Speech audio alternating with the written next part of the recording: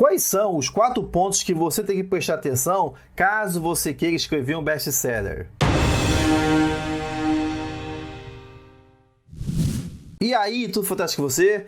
Esse vídeo aqui se conecta com outro que eu vou deixar marcado aí em cima, de título "Você leu e não gostou? O livro é ruim ou você que leu errado?" Tá marcado em cima para você depois conferir, que aborda essas questões, essas diferenças, essas divisões entre alta literatura e baixa literatura. O que exatamente é isso? Quais são o que está por trás desses termos, né?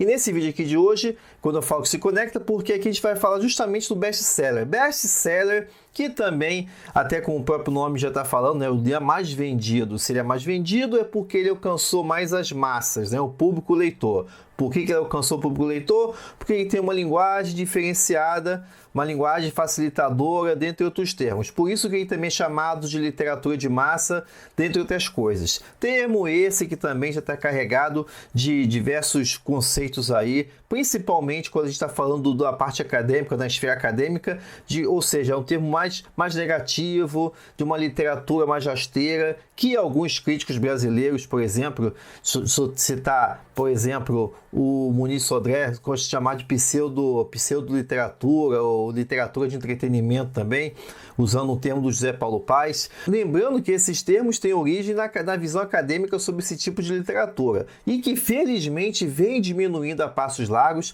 Isso é algo que eu observo de perto, principalmente porque boa parte desse discurso sobre essas obras se concentra na literatura fantástica, e na literatura fantástica que a gente encontra boa parte dessas obras best-sellers e tudo mais, né?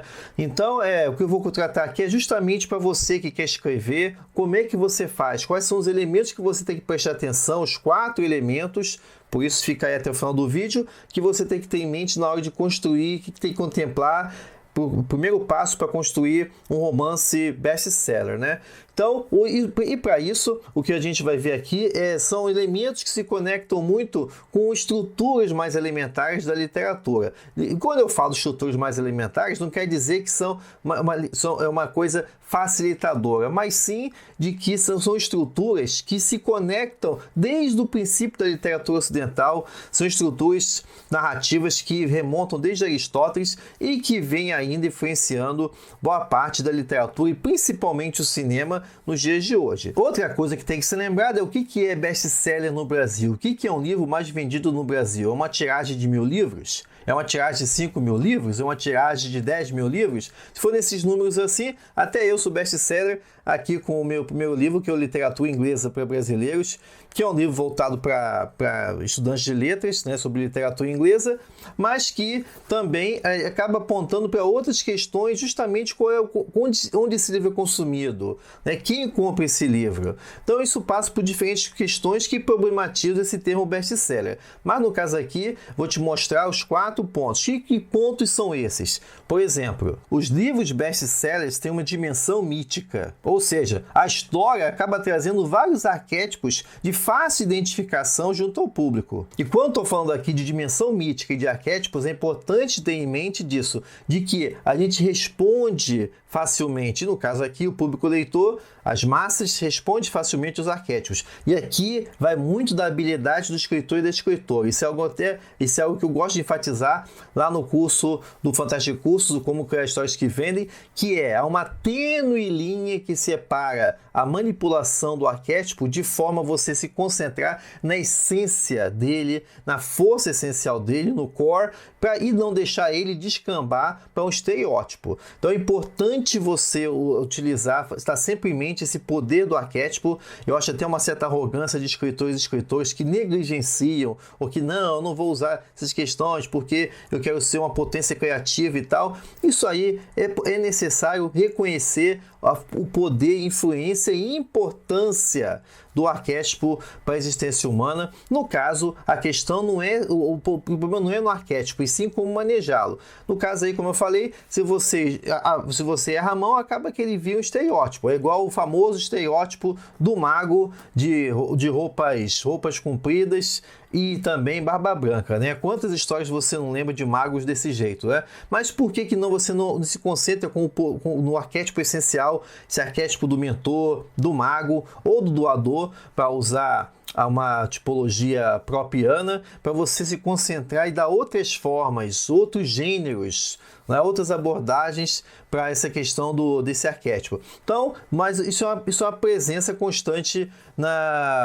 nos best-sellers, essa dimensão mítica barra presença do arquétipo. Isso pode estar presente, por exemplo, para citar o caso até de que o Muniz Sodré menciona aqui no livro, fica a dica também, uma bela leitura introdutória, best-seller, literatura do mercado, quando ele fala do caso do Tubarão. O Tubarão, clássico lá do Steven Spielberg do final dos anos 70, ele vai apontando para isso. O Tubarão dialoga diretamente com essa luta do herói com o monstro, o que já aponta para mitos antigos, só para a gente citar aqui, quantas histórias você lembra aí do Hércules nos seus 2 trabalhos, também do Teseu contra o Minotauro, do Perseu também contra a Medusa. Então você tem diferentes dimensões para isso, né? Ou para citar um outro caso best-seller mais recente, é o caso do Código da Vinci aqui. No Código da Vinci você também tem essa dimensão mítica, a dimensão dos arquétipos. Você parte de personagens reconhecidos, com papéis definidos, né? Como o próprio protagonista aqui do Código da Vinci, nosso especialista em símbolos, que já aponta para essa questão, ele é o detetive, ele é o erudito, todos esses arquétipos que vão se conectando, o arquétipo do herói, que vai ganhando essa dimensão ao longo da narrativa, né?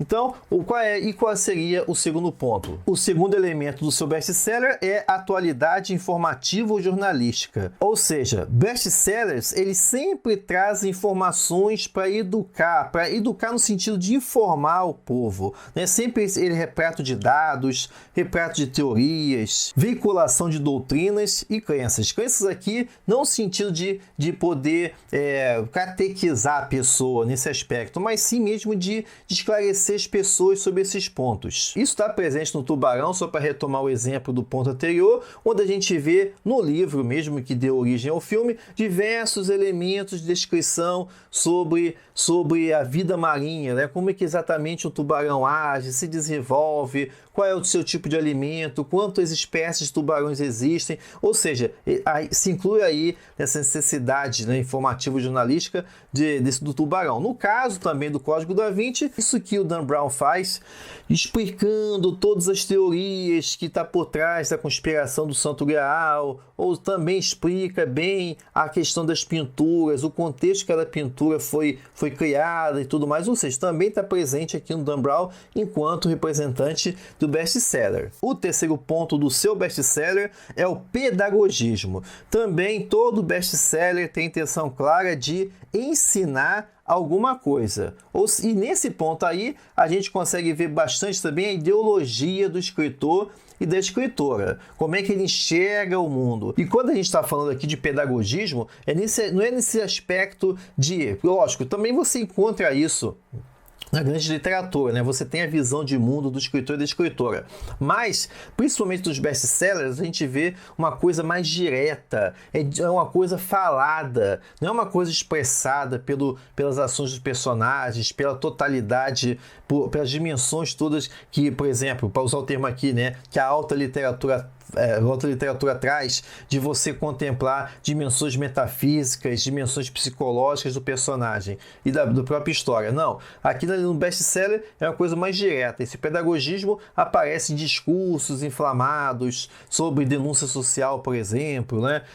Então, aqui você vai ter uma ação mais direta, com partes específicas que chegam a beirar, ou às vezes beiram, o panfleto, né? Fica aí discurso mesmo de denúncia social, das favelas e tudo mais. Então também aqui é uma outra questão que, por quê? Para facilitar o diálogo com as massas. No caso do Tubarão, que a gente vai ter nesse caso, esse pedagogismo é mostrar essa defesa do American Way of Life, né? Do modo de vida americano, mostrar como os americanos gostam das coisas simples, de se divertir e que o inimigo vem de fora. No caso aqui, representado no próprio Tubarão, né? Ou seja, essa invasão que vem de fora para poder abalar o status quo, né, do modo de vida americano, que tem que ser rechaçado e combatido por um herói, por um indivíduo, o herói americano. Então isso também está presente ali nas entrelinhas nem tão entrelinhas assim do discurso do Tubarão. Já no Código da Vinci, esse pedagogismo aparece na forma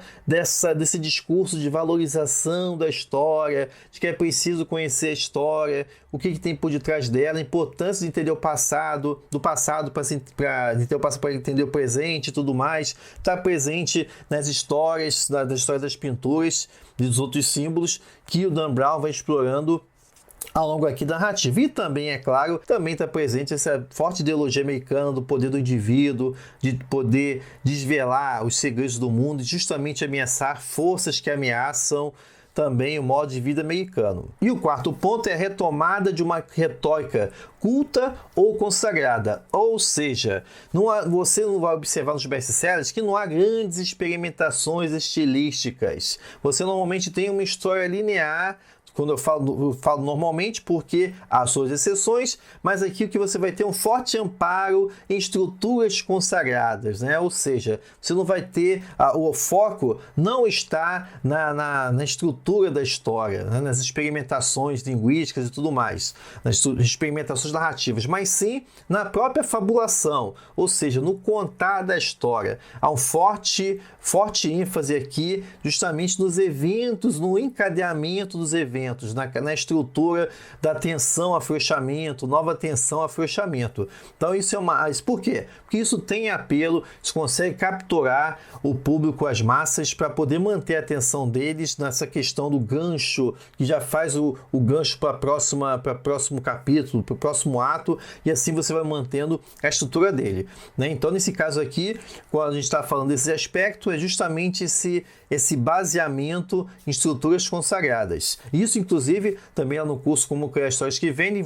além de ser apresentado as estruturas consagradas, você também é apresentado a outras estruturas, caso você queira escrever a sua história fantástica, né? Lembrando que para você conhecer o curso, o link está aí na descrição desse vídeo do Como Criar Histórias que Vendem. No caso do Tubarão, a gente vê essa retomada de uma retórica consagrada, como, por exemplo, a gente vê pontos de contato entre o romance do Peter Bentley, né, que deu origem ao filme Tubarão, e o clássico do Herman Melville, Moby Dick. A gente vê na obsessão do Brody, por exemplo, né, em capturar o tubarão, é o mesmo ponto de contato com a obsessão de Ahab em matar a grande baleia branca, inclusive alguns discursos. Então, isso é para quê? Para poder estabelecer também uma estrutura consagrada e também dar, assim, um vernizinho de literariedade no best-seller, de forma para poder apontar que ele também é baseado em clássicos, né? No caso também aqui do Código da Vinci, a gente vê essa questão dessa retomada da retórica culta consagrada justamente na exploração, na presença de todas das obras de arte que são descritas, das pinturas que são descritas ao longo da obra do Dan Brown, né? Ou seja, você está apontando ali uma valorização de uma arte consagrada, de uma arte clássica, para poder justamente também dar esse verniz de maior importância, veracidade, né? Veracidade não, de literariedade aqui no romance do Dan Brown. E o que mais? O que você considera que são outros elementos que fazem com que um best-seller seja um best-seller? O que faz com que um livro se torne bem vendido, tanto de elementos textuais quanto também de elementos extratextuais? É dinheiro? Basta você colocar dinheiro numa campanha publicitária que tudo vai fluir ou não? Que também é preciso que o escritor e escritora saiba trabalhar outros elementos junto com o seu público. Então coloque aí nos seus comentários o que você acha, qual é a receita para um best-seller. E, mais uma vez, agradeço pela sua presença. Vejo você no próximo vídeo. Até lá!